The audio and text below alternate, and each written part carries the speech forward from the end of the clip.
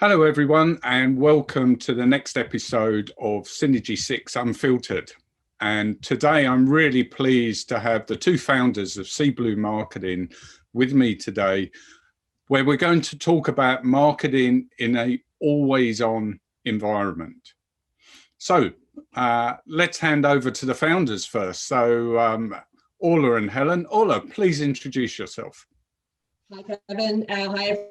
I'm Orla Murphy, co-founder of SeeBlue Marketing. We're a B2B tech marketing agency working with telco and digital tech businesses.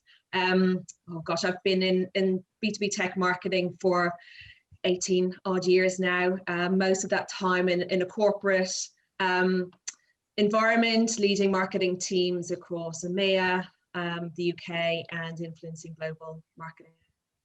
Helen, let's introduce yourself. Thank you, Kevin. Delighted to be here. So hi, everybody. My name is Helen Brown. As you will have gathered, I'm the other half of the founding team of SeeBlue Marketing. My background equally is in the tech sector through and through. So I have spent about 15 years in the industry, and my real specialism, having worked in one of the large telco operators for a number of years, is actually targeting and working with large multinational organizations. So I have done a lot of working in field marketing, leading field marketing teams globally. And what that's given me is a really deep understanding across the sales and marketing continuum, how they can work together to target the buying center of large businesses. So between Orla and I, those are very much the angles that we come at this from. We absolutely love what we do. We're super excited to talk to you today. So thanks for having us. What does SeeBlue Marketing see as the big issues in marketing today in what is an always-on environment? So, from my perspective, Kevin, there's I suppose the perennial challenges that you see in marketing, right? Am I generating sufficient quality? Am I engaging with my target audience? But I guess what we've seen in the last year is marketing plans, the start of the year turned on their heads, conference plans, in-person engagement, that's just gone out the window. So the big thing we see now is how do marketers really transition towards that, always on digital engagement with customers. Excellent. And Helen, do you have a perspective on this? Yeah, I think the thing that I think of is that actually the way that our counterparts in sales operate, particularly when selling to large organizations, has just been turned on its head. So this year they've gone from being able to, as you said earlier, Kevin, take someone out for a beer, and that's the way that you really secure and cement a relationship, to being asked to do their job almost with their hands tied behind their back. So all of the tools that they're familiar with, the strategic sales process and the engagement process, kind of not available this year. What type of impact do you think that those issues now have created on the marketing teams, the marketing operations people, and their engagements that they've traditionally had to deal with, hopefully as an integrated team? What are the impacts there you see?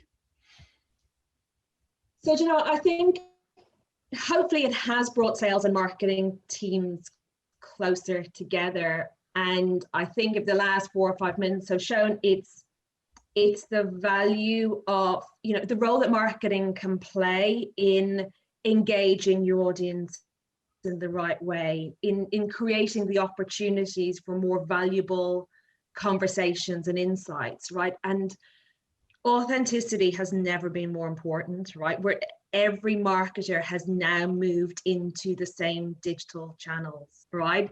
You can't just go out with a poorly thought out campaign or approach. You have to really understand your audience, their needs, and create the content that's not fluff or, big headline grabbing activity. It's targeted, it's relevant, it's authentic, it's delivered where the people you want to talk to, where they are, and you're engaging them in a conversation. So if you think about this, Helen, the audience hasn't changed. the audience still is the same people. It's just their way of interacting has changed over this. So yeah, what's got to change with that?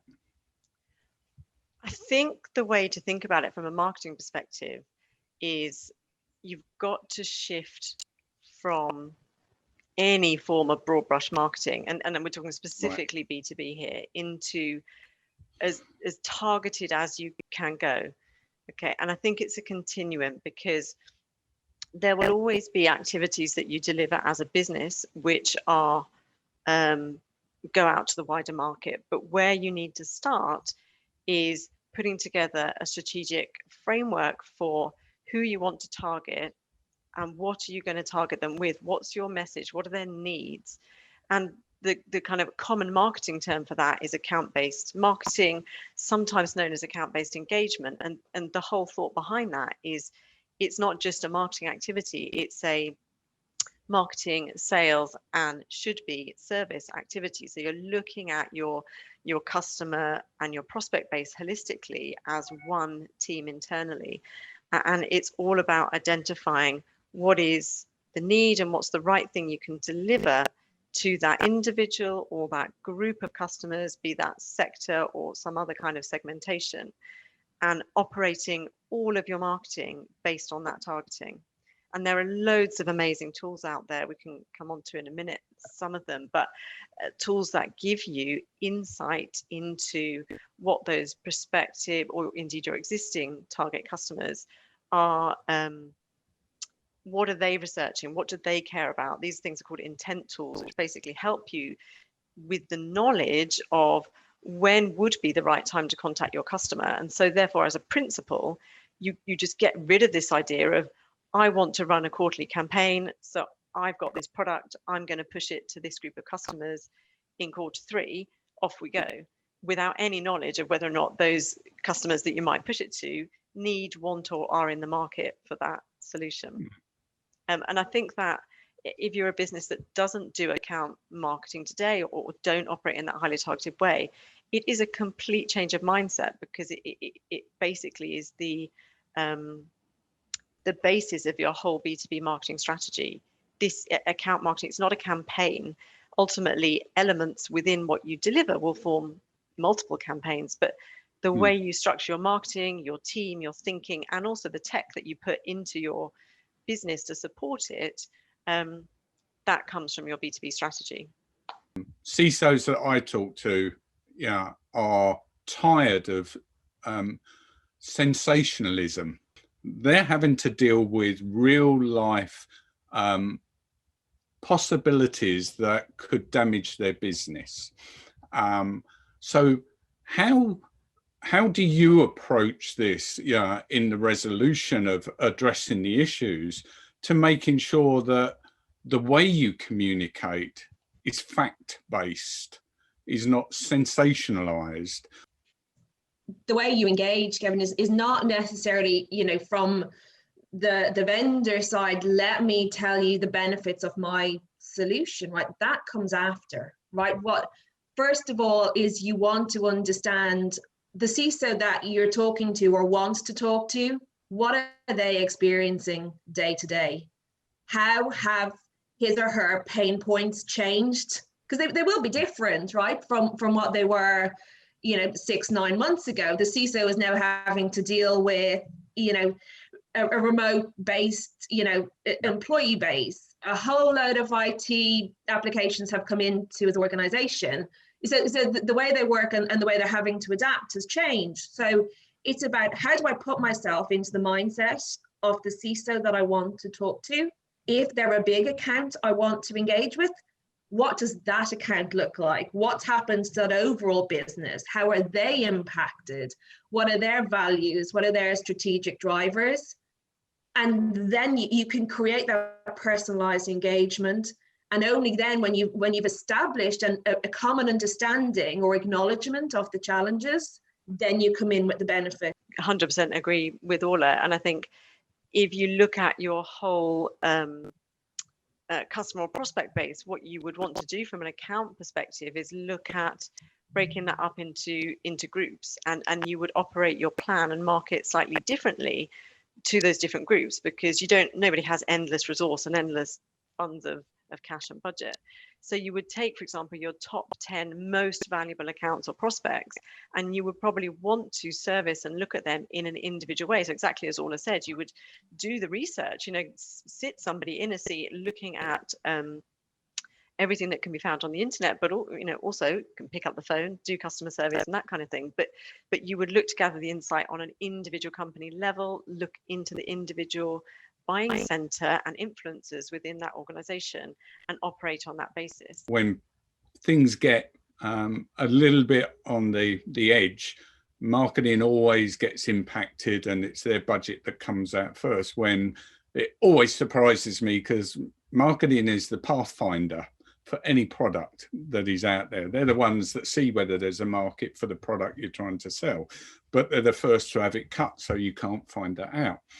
So if marketing teams adopt an ABM, ABE type of approach with the the detail that you've mentioned, but does the framework give them the longevity that they're after as well? Yeah, absolutely. It's a more efficient way of working. It's a more efficient way of using your resources. So whatever your total marketing budget is, operating within an account-based framework, i.e. segmenting your accounts into different buckets, one to one, one to few, one to many, will ensure that you are using clever insights, research and tech that drives that to help you understand who might be where on the buying journey, and therefore you can spend your resources, your high value resources, on customers who are further down that buyer journey and have a higher likelihood of converting. And you can use your less expensive resources in those early phases that help to keep people aware and informed, and you can nurture them.